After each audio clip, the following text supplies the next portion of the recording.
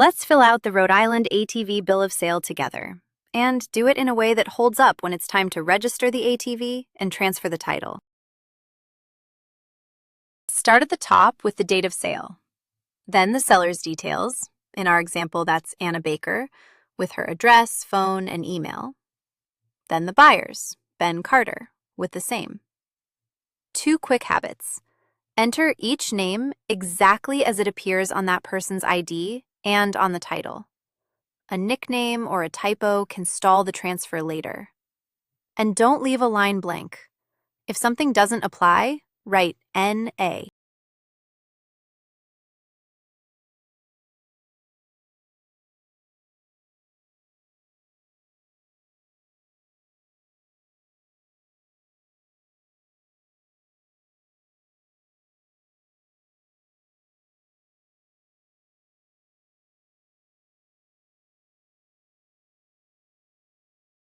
Next, describe the ATV, the make and model, and the year.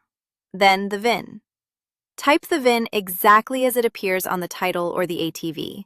A single wrong character can hold up the transfer.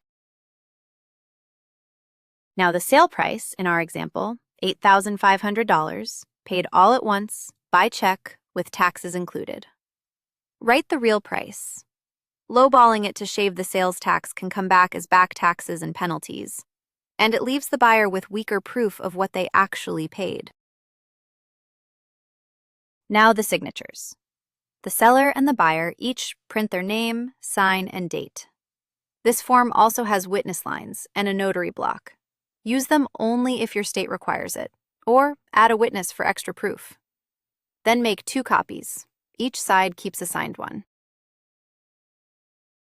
So you're buying or receiving an ATV in this state. Here's what you need to know to make sure everything is done right.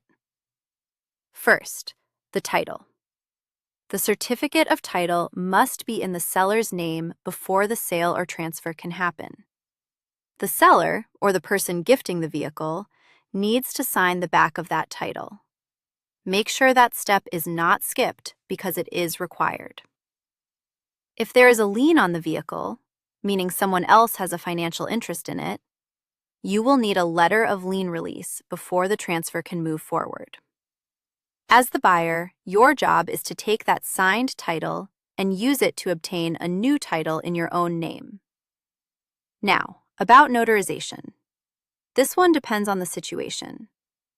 If the ATV is being gifted to you from someone who is not an immediate family member, the document will need to be notarized. Remember, this is general information, not legal or tax advice.